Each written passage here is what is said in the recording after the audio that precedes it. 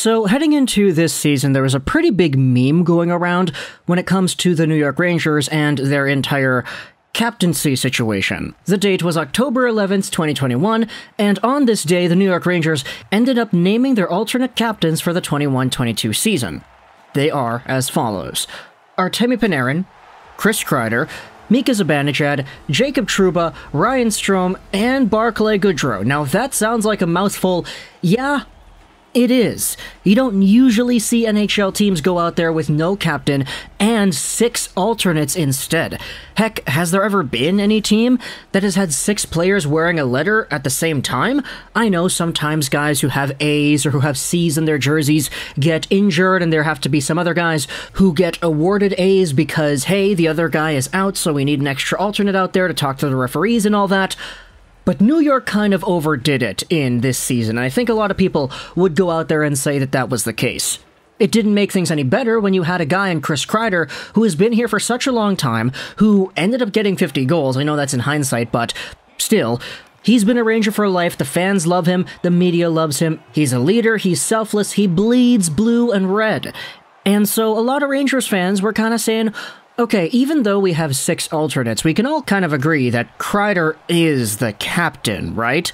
I saw this argument pop up on the subreddit, but had the New York Rangers actually won the Tampa Bay Lightning series in the 3rd round this year, and you would have had the presentation for the Prince of Wales trophy, you likely would have seen Chris Kreider go up there and accept the trophy, right?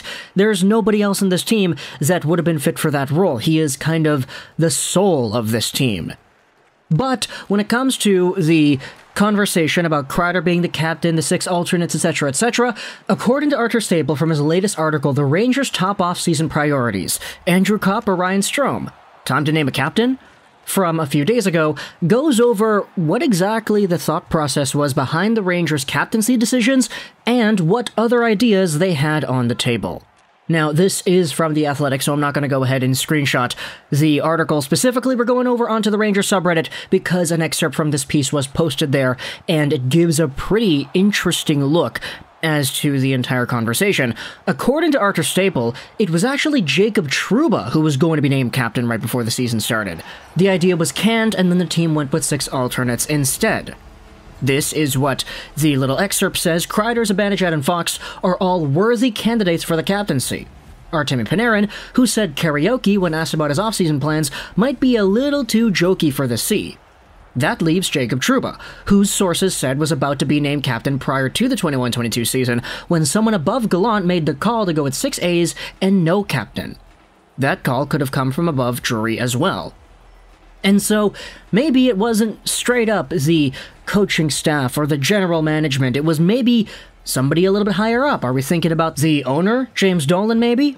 Who really knows? But it's really interesting to me to note that this was apparently the thought process they had before the 6 alternates went down. Jacob Trouba was supposed to be the captain here, and I don't know how I feel about that. Here are some comments from the Reddit post that we just highlighted. The mayor says this: it seems believable. There was all kind of buzz about it last offseason, and they traded for a bunch of Trouba's friends at the deadline. I think we can all kind of sense that Kreider is the de facto captain, but if he was going to get the C, then why hasn't he already? Lionson76 says this: judging by Kreider's comments whenever asked about the team naming a captain, he seems to feel strongly that we don't need someone with a C on their jersey, which by extension sounds like he wouldn't accept it if he was asked. So, the theory is the team already knows this, and they haven't asked, or they actually did ask and he said no. It's likely that all the candidates to wear the C feel the same way, and the team can't force one of them to do it, hence the decision to go with 6 alternates. Anyway, I doubt their feelings have changed much after this season, so I think the captain's group will remain with someone replacing Strome. My guess is one of the kids will get it, probably Fox. And so, when it comes to the Rangers and their locker room dynamic, it's pretty apparent that this is a team that doesn't really, quote-unquote, need a captain, isn't it? I mean, the 6 alternate strategy worked pretty well for them, and we can see that they get along with each other. It's just really interesting to me that the management thought that Trouba would have been the captain had they decided, all right, we got to name somebody. It's not going to be Kreider, not going to be Zibanejad, not going to be Fox. It's going to be Trouba. Now, if we go over to Jacob Trouba and acknowledge what he has done over the past few years, I get it. He was a pretty big, physical, scoring defenseman, especially in Winnipeg. That 50-point season stands out to me as a really big highlight in his career. This season, he was just at half a point a game with 39 points in 81 games played. But still, whenever I think of Trouba, I don't necessarily think in my mind captain material, you know? Especially in a New York Rangers squad that boasts so much talent and so much leadership and some of the guys that have been here for a lot longer than Trouba. I guess you might be able to say, oh, but Trouba's making $8 million till 2026 and he's got a no-move clause, so this guy kind of has to be as good as he can be. And that's a fair perspective to bring up. It's just being overpaid and being a leader candidate that is worthy of captaining a hockey team, I feel like they're two different things. Trouba in the postseason also had himself 5 points in 20 games played, and honestly, when I watched the team, Trouba just felt more or less like Trouba. I didn't really see anything absolutely spectacular out of him, aside from, of course, the body checks, which got a lot of people up in arms once in a while. I guess it's sort of fair to bring up Dion Phaneuf and say that there are shades of Phaneuf in the profile that he had as a member of the Flames and the Maple Leafs, which made him a valuable enough asset to be captain. He could hit guys, he could score points, he could do all this stuff, he was a big body out there, and I guess Jacob Trouba fills out all those boxes as well. It's just, I don't know what it is. My version of a captain in my head does not really align with the captaincies that were being given out to guys like Phaneuf back in the day. I say back in the day, but it was like a decade ago, so it's not that long ago. But still, does anyone else feel kind of intrigued that Jacob Trouba, of all people, was supposed to be the captain for the Rangers before they decided to go with that 6 alternate strategy? If you're a Winnipeg Jets fan, tell me in the comments all your thoughts about this.